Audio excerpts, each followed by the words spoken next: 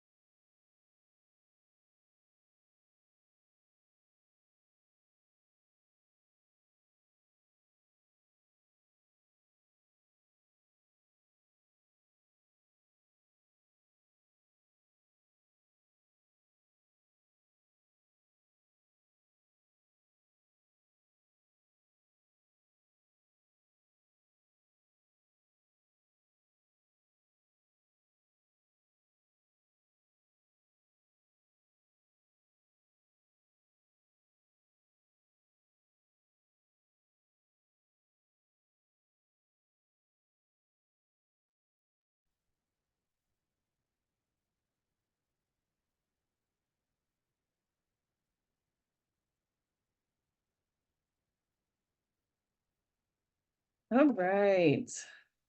It is 4. Oh, wait, am I still muted? No. Okay. Hi, everyone. It's 4:30. So I want to go ahead and get started with today's guest. So to begin, my name is Tracy Edwards. I'm serving as your NSBP Vice Student Rep as well as Student Council member. And I am your host today for the Black History Month Student Council interview series. Just a little bit of background about what we're doing here. The Student Council is conducting live webinar interviews with Black senior physicists throughout February 2024. Our goal is to close the generational gap between senior physicists and Gen Z. We want to celebrate our impact on society, find commonalities and experiences, and inspire future generations of physicists. I'm going to start with some background and some bio on our interviewer, Elon Price, our student rep this evening, as well as our guest, Dr. Warren Buck. So to start, Ms. Elon Price is a physics PhD candidate at Auburn University, where she conducts research with the magnetized dusty plasma experiment device, analyzing the temporal characteristics of filamentary patterns in highly magnetized low-temperature plasma. She received her Master's of Science in Physics as part of the Fisk Vanderbilt Master's to PhD program in 2021. Price received her bachelor's in physics with a minor in mathematics from North Carolina State University in 2019. In her free time, she tutors Black youth in math, physics, and violin. That's cool.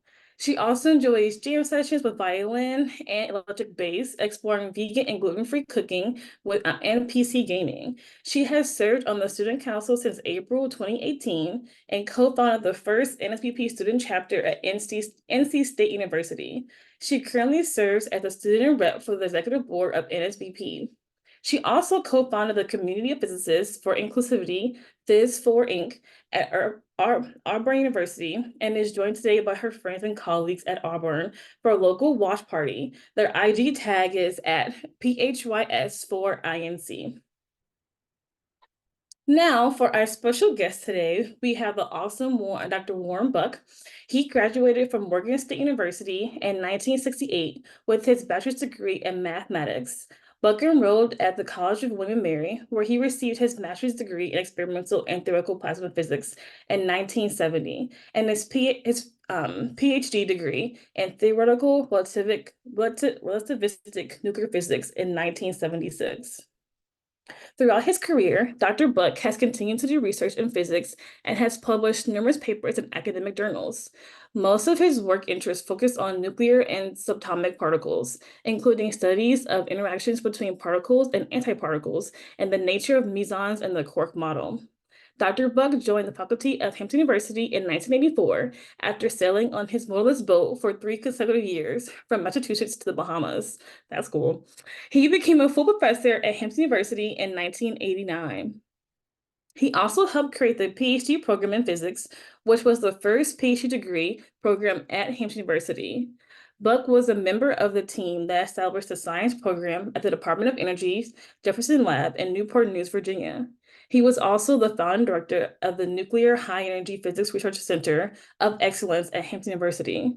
In 1999, Buck was appointed Chancellor and Dean of University of Washington, Bothell. During his term, the University of Washington Bothell became a 4-year institution, and its new permanent campus was opened in the fall 2000. Buck is also a painter, blending humanistic and physical elements in his art. Buck has been recognized for his work as an educator and researcher, being elected to membership in APS and creating the popular Hampton University Graduate Students Hugs Summer School for Nuclear Physics graduate students worldwide. Buck was given the Huon Willis Association Impact Award for his work within the African American community at the College of William and Mary. In 2001, Buck was named a Giant in Science by the Quality Education for Minorities Network. Buck has served on many advisory boards and committees, including the Committee on Education of the American Physical Society. He has also served on the board of directors for the Pacific Science Center. So thank you both for being here. I'm going to step away, let you all talk and chat. I'm excited to learn great things.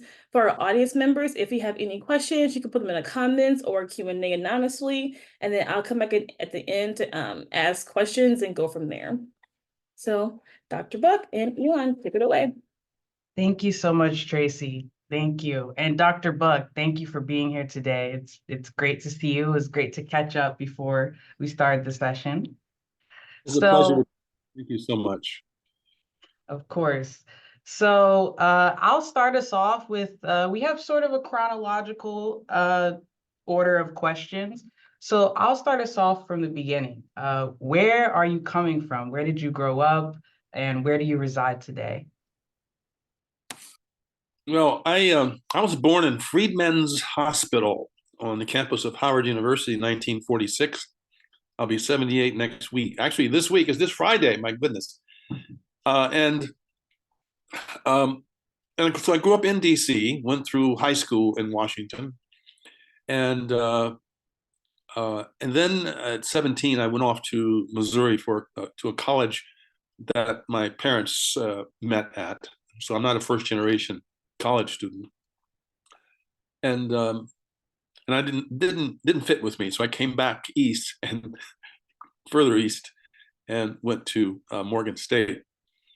Right now, I'm sitting in my home in Western Washington State, and love it here. It's a beautiful place here and very relaxed, and so we're happy to be here. That's wonderful. And I think I kind of got spoilers from your bio that you've done quite a bit of traveling and you had a boat at one time. So can you give a little more details about your geographical explorations? Yeah, so I fell in love with physics in my junior year of college. It was just a fabulous subject. And because I was involved heavily with civil rights at William and Mary, being the founding president of the Black Student Organization, I was just tired. I wasn't able to do the physics. So I left, went to DC, and learned how to sail. So I learned to sail on the Potomac River, and that was 1970. And I've been sailing ever since. I've had small boats, big boats. Last boat was, well, we had the last boat was 41 feet. Had one before that was 45. And we cruised around the San Juan Islands. The big trip was really going to the Bahamas from Martha's Vineyard. I quit my job in Paris. Had been hired, and I had a relatively permanent job at the University of Paris, Orsay. And I just got I was doing matter antimatter calculations, proton antiproton. and didn't look like there were going to be anything new coming out of that for a while. So I took off and I stayed out. I asked if I can get 5 months off, and they said, yeah, sure. And after 5 months, I said, I'm going to quit. So I quit, and had no money to speak of, but my previous wife and I paid for our trip, 3-year trip, selling our watercolors. So we painted watercolors in different islands and sold them, and even then people didn't believe I was a physicist. And when I came back, people didn't believe I was an artist. So it's, you know. Yeah, I can definitely relate to this like idea of like a multifaceted identity, right? And because just like enjoying life, experiencing life, you sometimes you have other endeavors and other passions that can be on the same level. And so I guess that kind of gets to my next question. You mentioned you've always had like this love of physics. So, and you also had this love of art. So in terms of the separation between the two, how did you first develop a love of science, and why did you choose physics specifically?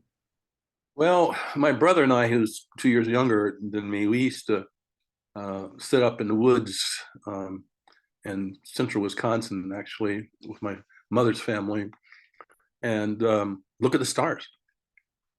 And we would also do that in DC, but in the summers we'd go to Wisconsin, and we'd also get to St. Louis, where my father's family is from. And look at the stars, and we wonder how they twinkle. Why are they twinkling? Why are they there? What are they? Is it fire or what? What is that up there?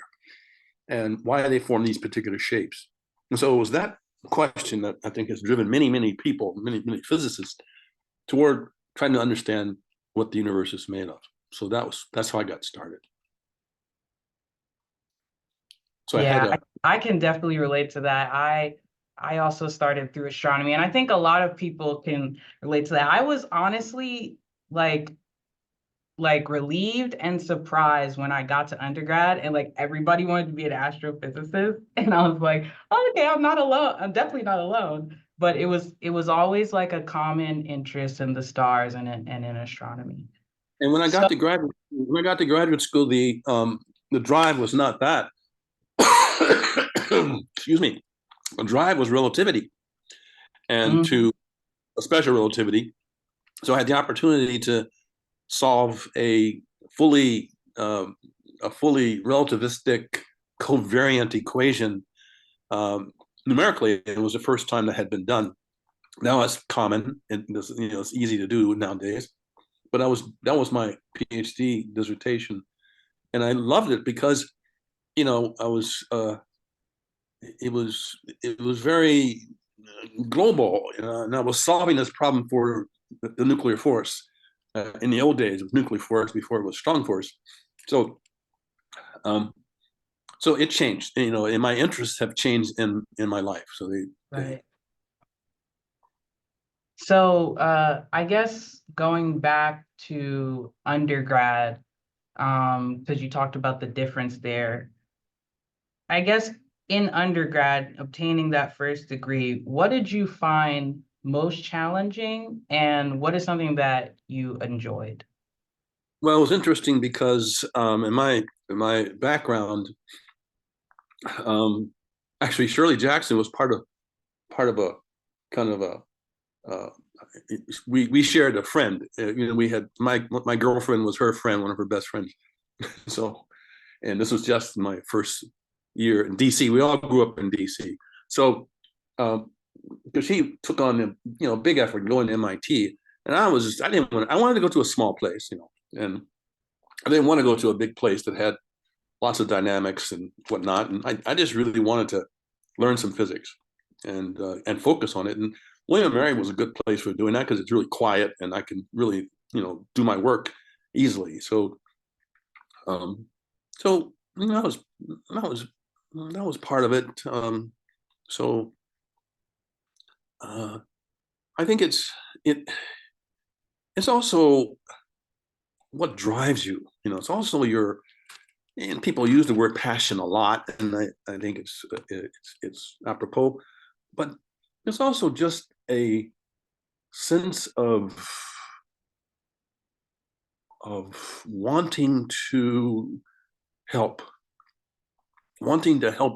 understand physics more in some form or fashion, to help our world.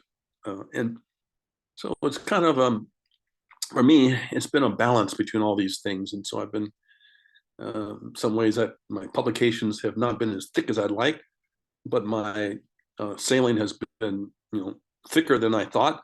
And the art, people like my art. So it's, it's like I have that thing. And then I had administration as well. So, which I apparently did okay. Okay. Yeah, I think you did. I think you did okay too. So, based on, I guess I want to follow up on the comment you made about publications. So I really resonate with your connectivity to the understanding of physics and diving deep into the meaning of it. So I guess, would you say, for someone who is on that, in this journey to become a physicist and, seeking, merits and other, typical traditional indicators of success, how has your experience been with that, and what did you learn from that experience? Oh, I had so many experiences, so many people who mentored me in lots of ways. Even Nandor Balash. I was thinking about Nandor Balash, Hungarian fencing champion at one point, physicist at Stony Brook when I was a postdoc there. I walked into his office. Anyway, we ended up, he taught me a little bit about watercolor painting. And so I worked with him for a year in the physics department at Stony Brook painting. And he was Einstein's assistant at Princeton and Schrodinger's assistant in Ireland. And so it was really interesting, those stories he would tell while we were in there painting. So, so you get things like that. I had Bob Dixon, who is now, I think, interim president at Rust College in Mississippi. He was my mentor in 1967. And he never gave up on me. We were still good friends. And he has just supported me the whole way. And we kind of support each other in a lot of ways. And I'm just so lucky that I had people like that. I've had incredible, just incredible experiences with a lot of physicists. And I had one guy I was working with, and it took us a good couple of years to actually make this particular problem solve this problem. And then I took off and went sailing, and then I saw him. He had brain cancer. Carl Dover was his name. And I talked to him on the phone because he's on Long Island, and I don't know where I was. And he said, I've always admired you. And I jumped. I said, oh my God. Because I had, this guy was like one of the smartest people I had met. He was just really, really good. And I said, why is that? He says, oh, because you're balanced. You do other things. So I get that, and fortunately I did some good physics that still stands, and that's good. So, but I'm pretty broad in my whole life. I just want to have a balance in my life. Yeah, and balance is crucial. I think it can also impact the work as well, having more balance. So I guess balance is definitely something that I'm struggling with being in grad school. And I think that in grad school, first of all, there's levels to it. Of course, when you come in, you got to take all your core courses.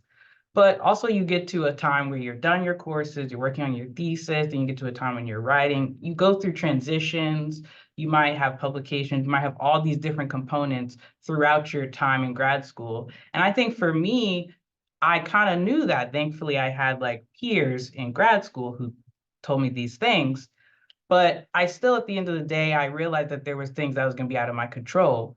And so I had to be a little bit selective in like, what kind of environment do I want to invest my time into? So I would like to turn that question back on you. Like, how, from transitioning from undergrad, how did you determine your grad school? How did you pick that program? I think you're muted, Dr. Ward. I talked and consulted, and so I had a couple small places. I didn't want to go to, MIT or Stanford or anything like that. And so I just wanted to, do my physics and not have to deal with the big old society thing. And so I picked William and Mary, and I think it was William and Mary and Brandeis for some reason. The Howard University people didn't let me in. I wasn't good enough for them, so they didn't let me in. And so so I have stories about that, but I'm not going to go there now. And so I had they let me in, and I said, but I don't have any money. And I got these are days of telegrams. Telegram came back and said, we have full ride for you. Just come. And I went, sure, why not? I had been working to help pay my way through school my last year, and I was commuting back and forth between Washington D.C. and Baltimore every day. And I remember I was almost a physics double major, but I missed physics in one course. And I went to Dr. Dixon. I said, I can't do this. I'm tired. I don't know what's going on in this class. And he says, well, you have the highest grade in the class. And I said, I feel sorry for them. I have no idea what I'm doing, so I have no idea what they're doing. And I said, but I can't do it. I just can't do it. So I dropped that course, and that would have been a double major. But so the transition was, I think it was a good transition. I got to William and Mary in graduate school, and it's the first time I lived in an all-white community. And my mother went to all-white high school in Evanston, Illinois, when she in the 30s. So she just told me about the stories and all. And so when I was there, and I just wanted to do physics. I didn't want to get anybody's face, but it was just the way I am. I don't take anything from people. If they want to push me around, that's not a good idea. I react to that, and that's just how I do it. It's not a question of physical reaction, but I get my stuff done. I get my stuff done regardless. And these guys came to me and said, how's the house? It was a beautiful house that was right close to the campus. You could walk to the campus. It was a beautiful setting. And I had a wife at the time and my son, who's in Chicago right now. And he had just been born. And I went to the department, and they said, how's the house? And I said, well, my wife thinks it's pretty dingy. And then, they and I kind of, moped off. The next week or so, there was 2 professors and 3 graduate students came up to me and said, we're going to paint your house.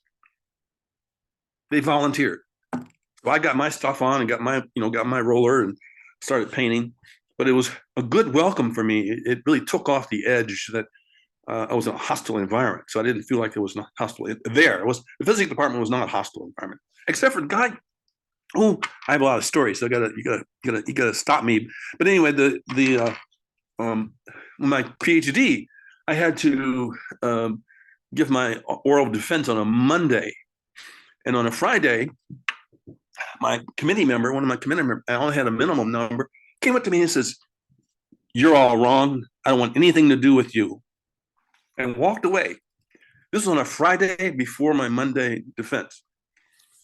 So I said, "Oh my God," So instead of cowering to him, I went to another fellow and I said, "Can you substitute for this fellow?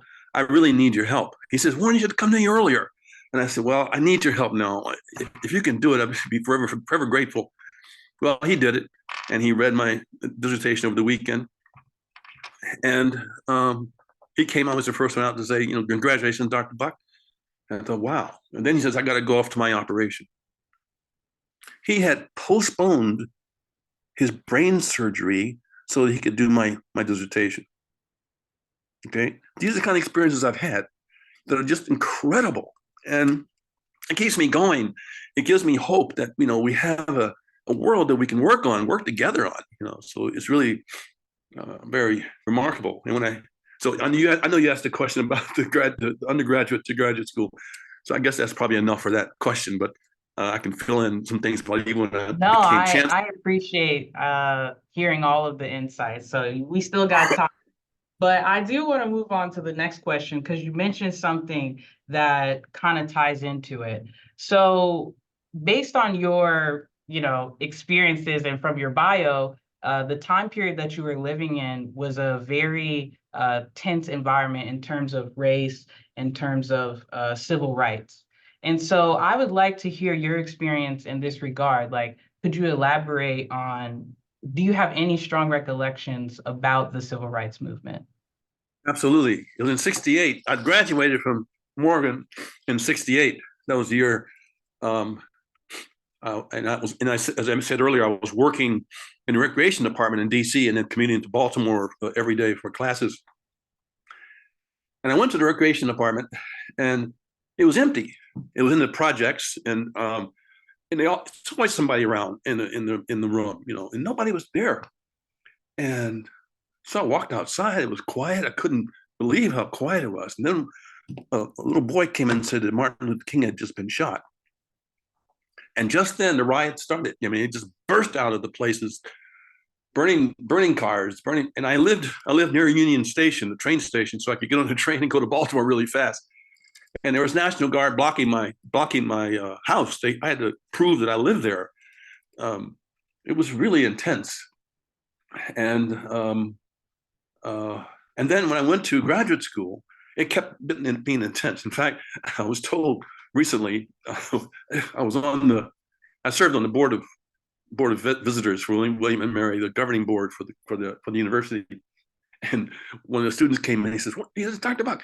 I remember when you would wear, you would tie on each shoulder black balloons, helium balloons, and walk around the campus with black balloons." I don't remember that. I don't remember that. But anyway, it was something like that. Then I had a case where I was supposed to William and Mary, they wanted to play Dixie at every football game, and I said, you all are above that kind of stuff. This is not a high school. This is a great college, university.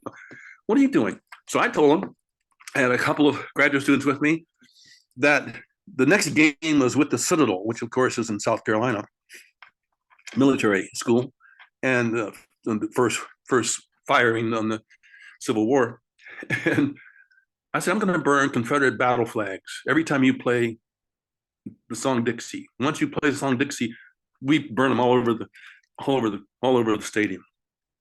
Oh, there were so many cops there. I mean, all the state police were there, and they were going to arrest us for open fire laws, And as it turned out, they never played the song and haven't ever since. So it's, yeah. And then I became the first founding president of the Black Student Organization there, which was founded in 69.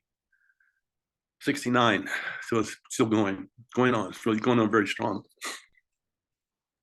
That's awesome. Yeah. And my mother, she worked for Head Start. She was one of the first teachers in Head Start.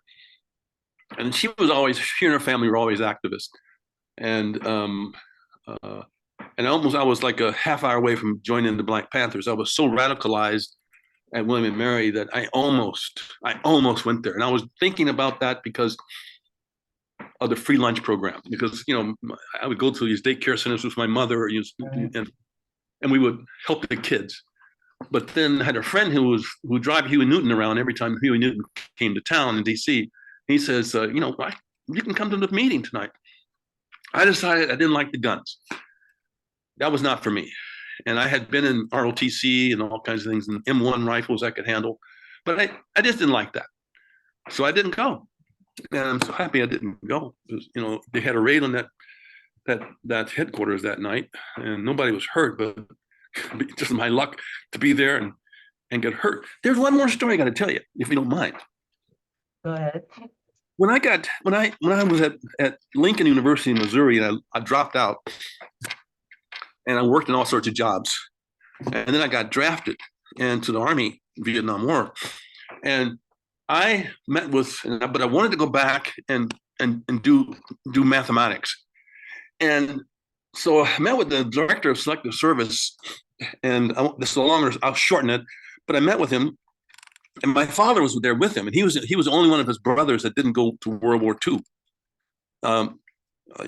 We had one, again, I told you, he was 100 years old now, and I had had two Tuskegee Airmen in my family, one in my father's family, one in my mother's family. And I hadn't heard all the story why my dad didn't go. He was a draftsman, and he wanted to make the best maps of the weather that he could to keep his brothers alive. And the director asked me, why do I want to go to college? I said, I think it's better for me, and I can do much better for this country if I get a degree rather than go in the line and shoot a few Viet Cong. And right away, he signed it off. And then 2 months later, he died. These things happen, they happen in life, and you just have to be open for them, and you're never ready for them, but you just have to be open and grateful about what we have right now. Just what we have is incredibly grateful to have what I have now. I can't believe it. Just seems like a fairy tale. Okay. Yeah, So I mean, I'm in awe at this story, truly. I mean, for me growing up, I learned about these prominent figures of the civil rights in a very historical sense. It's like any other history I might learn about, world history, other American history. But hearing it from a person who experienced it in the context of my field, I think it just makes it a more real experience. And I appreciate you sharing your impact on that is incredible. So I think we're getting close to the Q&A. So I got a couple more questions. I think I have to ask, because when I saw this on your bio, I was like, ooh. So Jefferson Labs is one of very few national labs that I've actually visited. So I'm very curious on your experience with developing the graduate program that Tracy mentioned in your intro, as well as like the beginning days of Jefferson Lab. well, okay, I'll try to abbreviate this to some degree. It's a big long story, but I had just come back from sailing. And my old advisor at William & Mary says, get your back, because we want to build this lab. And I said, what lab? So anyway, it was like this thing, and I decided that what an opportunity it would be to actually get Black students involved with building a national lab from the get-go. What a wonderful opportunity. So I put together a little thing. Hugs was, I put that together as a kind of a banner that we're here, we're here. And so you've got to come through here, to get where you want to go. And of course, it at first was thought it wouldn't work, but it's in, I don't know how many years now. It's 39 continuous years. Hundreds of people, almost 1,000 students have been served by that. And then from there, it was called an outreach thing, So then we, from there, could get money to have research. And I got called from the NSF, and two folks came to visit me, and they said, we want to give you some money. I said, what do you mean? He said, well, we have some research money that we would like to give you. And at the time I had one postdoc that I got from a mixture of NSF money and NASA money. And I said, well, sure, what do I have to do for it? It was $10 million. And I said, well, they said, this is what you have to do. And it was right down the alley, because my vision of having Black Americans touch this lab and be involved in it was incredible. So that, if you want a job, you knock on the door and somebody says, we don't have a job, you can believe they don't have a job. It's not because of the color of your skin. They don't have a job, because you've been in there from the beginning. But they'll open the door and say, yeah, come on in, we got a job for you. And there's a lot of folks working at Jefferson Lab that have entered that way. And so Hampton has had a big impact on it. We got then they said, you're a theorist. We need an experimentalist. So I wined and dined, although I took Keith Baker out on my boat, my little boat, down the river, and won him over. So he came in. That was good. So we got that going. And then I had 6 faculty positions I could hire. And I think the group was something like 30 people. And it was just a fantastic. All those people are really, really good people. And they've done, tremendous things. I just thinking about Steve Avery. There's a whole bunch of names I can mention. And he was the first Black American to get professor and get tenure and professor in the medical school at Penn, University of Pennsylvania. And he, just Steve. And so it's really great to, have that experience of working with him. So I had a good time with Hampton. I didn't particularly like how the president was working at the university, and so we went to odds now and then. So I gave a talk out of University of Washington, and a physics talk on pions, and a friend of mine said, "Why don't you come and give another talk for physics education?" I said, "No, I don't want to do that. I want to do my research. No, I don't want to do that. I don't want to do that. That's not something that I call research. It's organizing." So for me, so anyway, I gave it. There was some couple of officials there. They said, "Let's take you on a tour of University of Washington campus." So we did. Got into an office with the dean, who was also a sailor, and I had sailed. She and her husband have this boat. I sailed that type of boat before, so I talked about the boat, and then suddenly she stood up and said, "You're perfect for this job." And I said, "What job? What are you talking about?" They were all smiling, and they had this big old smile. So right then and there, I got recruited to be the first chancellor. And we built that campus with a lot of sweat and tears. And it's been really successful. We have it's the most diverse campus in the state of Washington right now. And it also is ranked, these little rankings, that help us, it was number one for a couple years in a row for Money Magazine as the best deal for your money. So I'm very happy that, been involved in building stuff. I like to build stuff, and institutions is what it looks like I build. That is phenomenal. I can only imagine, and I think many of us watching are looking up to your example for sure. I guess my last question before we go into the Q&A with the rest of the attendees today is, what advice would you give to two, I guess, levels, Black physics students as well as early career professionals when they are pursuing their career to be a physicist? What advice would you have? I think the advice I'd have is to build confidence in what you've done, because what you've done is what you can show. They can take away your Maserati and they can take away your house, on the beach, but they can't take away the knowledge in your brain. And so you want to focus on that. I met two early career people just 2 weeks ago at APS meeting. One is, and both are professors, assistant professors at UW Seattle. And one's a mechanical engineer and the other one is a biophysicist. And they're just hot to trot, so we're going to get together and talk about this and kind of give them a little bit of background of where they are. The Northwest is a very different place in the States, and I don't know everything by a long shot, but I can help them adjust. So that's what we're doing. I think it's just important to keep your confidence in what you've done and what you intend to do. Absolutely. Confidence and intention.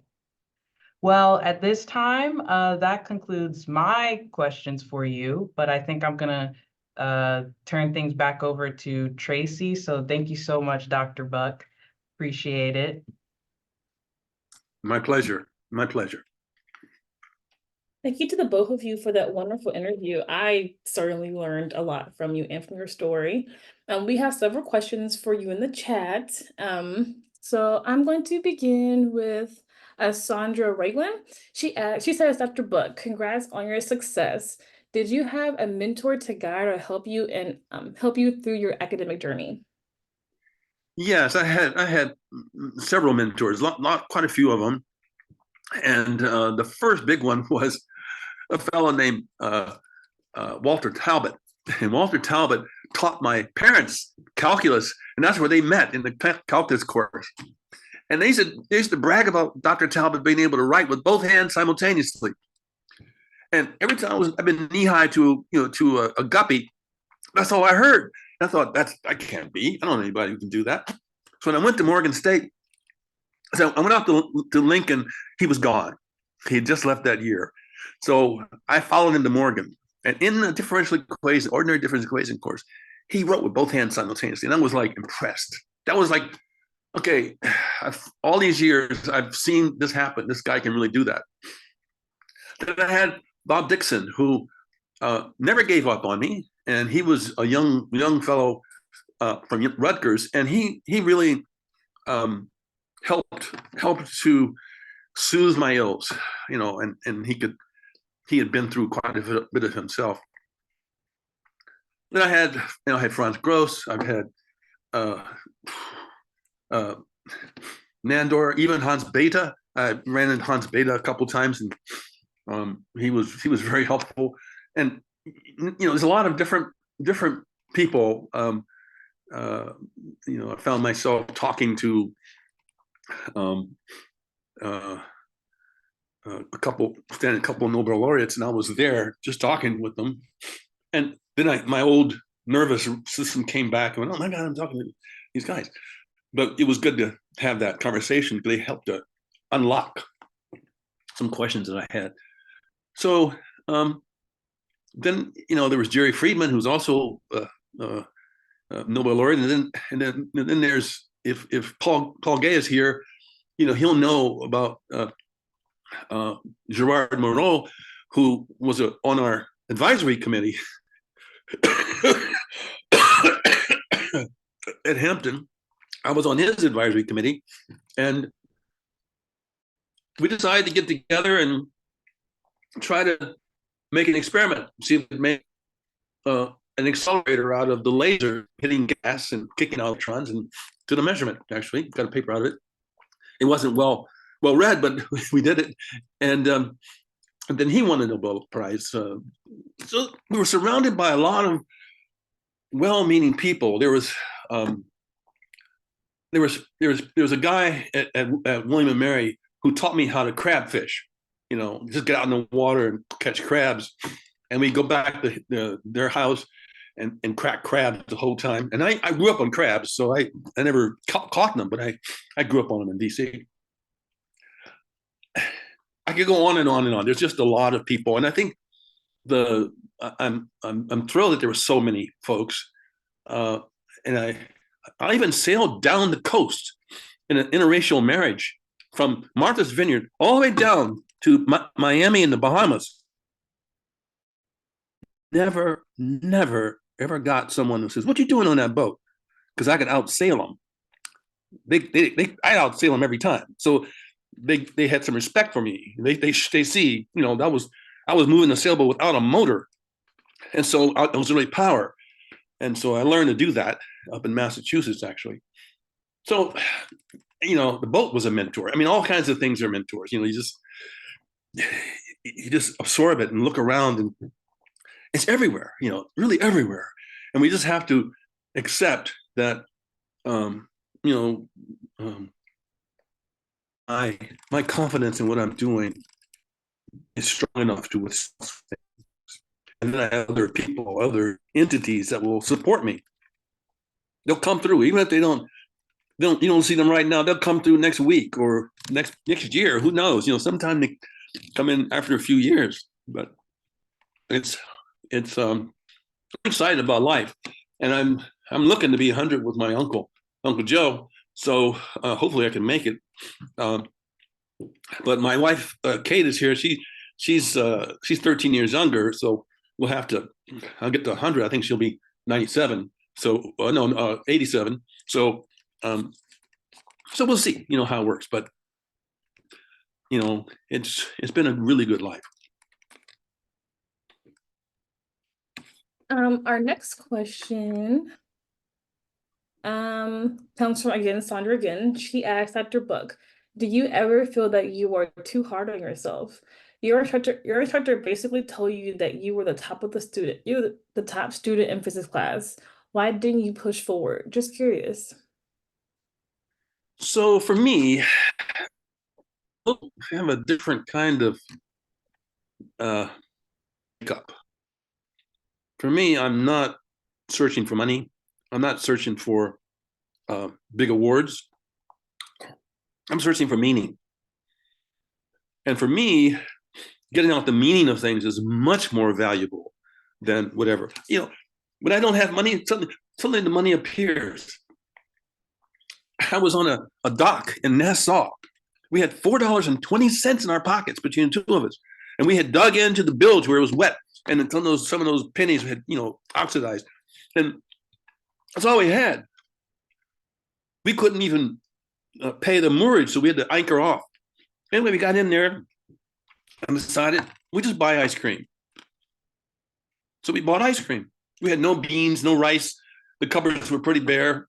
We used to spear fish, a lot, but not in Nassau Harbor. But anyway, it was interesting. I came back. We were looking on our cones. I heard my name called, and there was a guy who had bought some paintings the year before, and he wanted to know if I was still painting. So, like in 3 days, I had $600-700. So these things happen. They really do if you're open for them. It's not magic so much as it's just your intent on life. And we have enough money. I mean, it's not, I'm not a billionaire, but we're doing really well. We go back and forth between East Coast, West Coast. Had a boat I now just sold the boat, so I don't have a boat now. But as they say, old sailors never die. We just get a little dinghy. So I'm going to pick up a little dinghy and do some sailing. But and I'm not skipping a beat on that. That's okay. We've had it. I've had it. I mean, I've had 8 boats. All kinds of boats. Had a skiff called Tajmu, after Lake Tajmu in Martha's Vineyard on the west side. And there's a bar that keeps people from coming in there because deep draft. But a little skiff, I could just go right in there. So I named the boat Tajmu. It was a wooden boat that had stainless steel fittings, never rust. Okay, anyway, I can go on and on and on. Mentors are everywhere. They're everywhere. Even in the flowers. The flowers are coming up. And when my birthday comes around, like this Friday, I've always known that the spring is here when the flowers come up. My birthday, you get jonquils and get different coming out of the crocuses, things like that. It's wonderful to see, even in the midst of all sorts of turmoil. It's just wonderful to see it. Wonderful to talk to my wife, who's just a beautiful person, and we talk all the time. And we disagree a lot, but we always come together at the end. And then we have a plan. We have a plan that we can work with. Okay. No, that's beautiful advice for life. I love that. Someone named Habby asked, how do you build the acquired confidence to drive yourself to the continuum of the energy level in a society where they look down on Blacks even till today? Well, for me, generally speaking, I don't really care what they think. Now, they start affecting my life, then, I might care. But I've been able to beat them at their own game so far. It's just, I'm pretty good at physics, pretty good at painting, pretty good at sailing, pretty good administrator. I can do all that stuff, and they know it. So they don't mess with me. Few people mess with me, and they do. I bite them. I just bite them. So I just don't take it. I don't have any time for that stuff. I want to get our people in a place where we have the confidence in what we're doing. Have that confidence in what you're doing, and then you can fight all sorts of things with that confidence because they can't take that away. Plus, they're bullies, generally bullies, and they complain more than they do something. So we do things. You do it. Mm. Keep doing it. Just keep doing it. And suddenly they can't beat you. Mhm. Mm. That makes a lot of sense. Someone named, forgive me for my pronunciation, Nakuru, they asked, thank you for your incredible stories. When you were in Paris, what did you think of the physics community in Europe? Oh, I love Paris. I love Paris in the springtime. Anyway, it was a good place to be. And it was the first time I'd been out of the country. And I had I had four job offers leave Stony Brook. And I picked Paris. And we had friends right away, some artists that we bumped into that was really good. We had a couple of physicists. There was a physicist who wanted to change over to biophysics. And there, the system is once you in the track, you can't get out of the track unless you become tenured, the kind of tenure that we have. And once that's there, then you can decide. So he switched once he got physics tenured, he went to biology. And so it was, I learned a lot about the French. And I also found that if I felt, there was a guy I was at a cafe that was heavily touristed with some friends, and the waiter came out. He was nasty. He was nasty, you know. And so I told him, "Vous êtes la bête, monsieur." He jumped back, says, "What?" And I repeated it. "You are a female beast." And he never came back. He never came back. So, you know, I don't know. These things happen. Okay, so and I feel fortunate, very fortunate that I've been in places where I've been able to navigate them well, which is not always the case. Certainly not always the case with other Black folk or any folk. You know, it's really kind of a dice throw in some ways. But if you can keep your confidence, and you can show them that I have the confidence, and you can't change that. They go away. They just go away. I'm seeing a common theme where it seems like your confidence is like your power. It is power. It's very much a power, and the more confidence you have, the more power you have. But you have to use it judiciously. It's not something that you want to use at the dinner table necessarily, but you know, you want to be able to moderate, talk to anybody. You want to be able to talk to a lot of different people. Mm-hmm. And that's, I think, would help me to be successful as a chancellor, that I talk to a lot of people. And we had this house made of mud. My wife Kate and I built. She was her idea to build this mud house, and it's called the Cobb House. And we started building it, and then I came in to finish it and get it on the grid and all that. And when the present governor of Washington, who I knew was when I was chancellor, started running for governor, we hosted his first fundraiser in our Cobb, in our dirt thing. He came, he was climbing up the ladder and, you know, getting photo ops and stuff. I mean, be proud of what you have. You know, just be proud of what you have.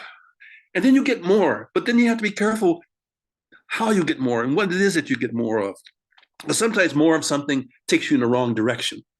So you have to have some discernment about that. We have a question from Dr. Trina Coleman. What was different about your time at Hampton as a faculty member versus the PWIs? Well, that's Dr. TLC who's talking. She was one of my students. And by the way, we are mourning that her sister recently passed, who was the first staff for me to do Hugs summer school. But I think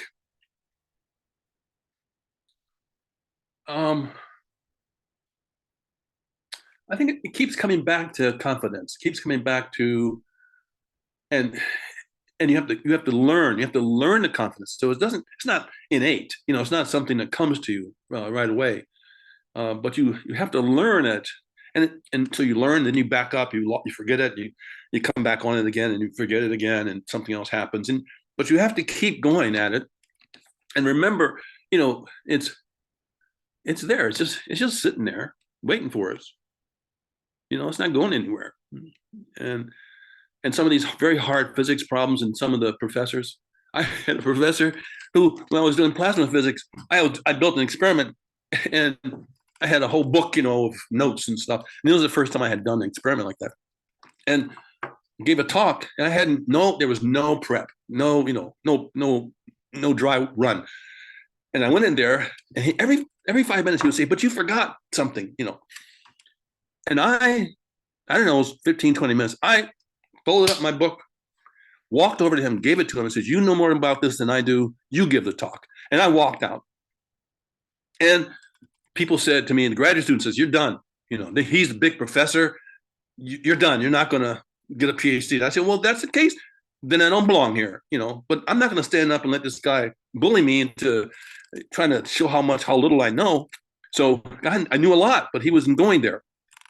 So I was cleaning out my desk. He came in the lab, and I expected him to say, "Get out of here. I don't want to see you again." And he says, "I didn't know that that affected you that way."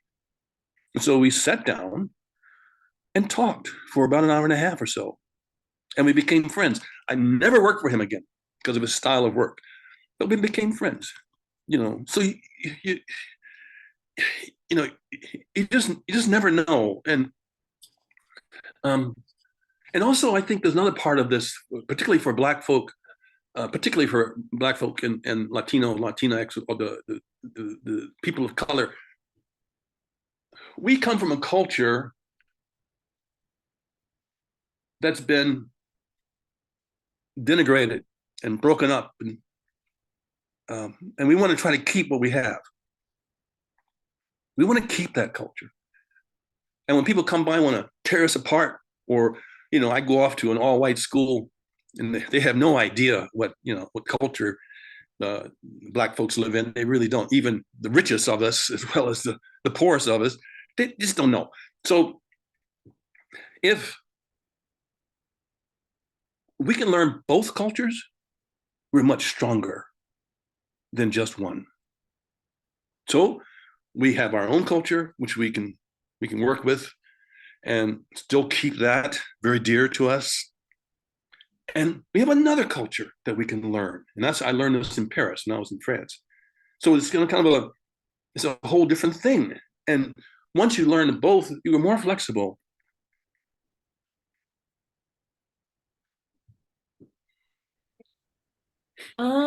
Another question we have from Alan Pierre-Louis, one of our student council members. He says, "What do you look forward to in the future of physics and diversity?" Can you repeat that question again, please? He asks, "What do you look forward to in the future of physics and diversity?" Well, I think when I resigned from, I'm an emeritus chancellor, emeritus professor. Just before I walked away from UW Bothell, I hired 3 women in the physics department. No men, 3 women. And that was really good. And one of them was a gravitational person with the gravity waves. And just fantastic people. And so we have to be at the place on the table where we can make decisions. If we're not at the table to make decisions, people pass you by. So you think, "Oh, that's extra for me, and it's taking me away from my physics, and I got to do this physics." Well, you have to do both. You have to manage down, and you have to manage up if you're going to be successful.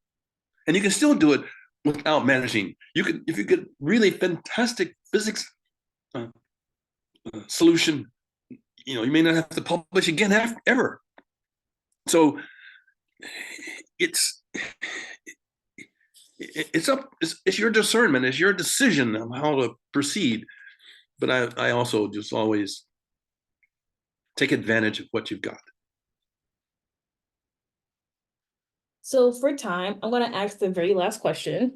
When you turn 100, which you will, what do you want your legacy to be?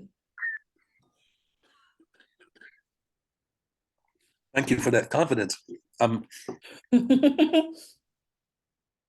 Right now, I think I will make it right now, but we'll see. But I'm not giving up. But anyway, I think I just like to see more students of color in physics. I'd like to see more of that. I'd like to see, and when I saw these two assistant professors a couple of weeks ago, I was like, whoa, this is very nice. Really, really sharp people, really sharp. And they're going to be successful. And we just have to get more in, I think, because it's not so much the numbers as it is the effect of the diversity. It's not even, well, Warren made it, so if Warren made it, everybody can make it. Well, that's that's crazy. That doesn't work. So you don't want to let them do that to you, So you just say, look, we want to make some changes, and you have to get to the table to make those changes. When I went to UW Bothell, there was no physics there. When I came in, they said, "You're going to build an accelerator underground?" I said, "I would love to," but we had no money. It was all liberal arts, and so it took. How long was I there? I was chancellor for 6 years, but then I left because I could do more without being chancellor. I could be a professor and be really agitation. I could agitate the administration. As the administration, I have to take all that and move it. So there's things you can do as an administrator. There's things you can do as a professor. Things you can do as a student. And so we built a science and technology program, and now it's a school. It's the biggest school at UW Bothell. So people are going to say no. People are going to, if they haven't done it before, they're going to say no. And it's not, we don't blame them because they just don't have the experience. We thank them and we move on because we have our path to take. And so, so anyway, it's really comes down to how we want to interact with people and what our goal is. What our goal is. If I want to walk into the room and say, I'm taking over this room, you get resistance. I don't care what the color of the people are. You get resistance. What do you mean take over? But if you go in the room and say, I'd like to learn what you're doing, they teach you. And then you can take over.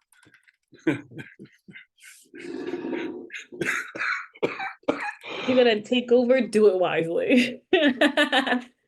Well, I want to thank you again for joining us today. We greatly appreciate your time, your wisdom, all your stories. I also want to thank Elon Price for coming and doing an amazing job interviewing. Also, thank you to our audience members for joining us this afternoon. I want to invite everyone to our last interview happening next week with Dr. Larry Gladney, given by our Councilmember Carlton. It's happening on February 19th at the exact same time, 4:30 p.m. Eastern Standard Time. And everyone have a great rest of your evening. Thank you for coming. Bye. I love Larry Gadney. Yeah, he's great. Thank you so much. Thank you, Dr. Buck. Thank you. I hope I didn't take up too much. It wasn't meandering. Okay. It was Oh, it was no, very perfect. colorful, just like your paintings, I'm sure.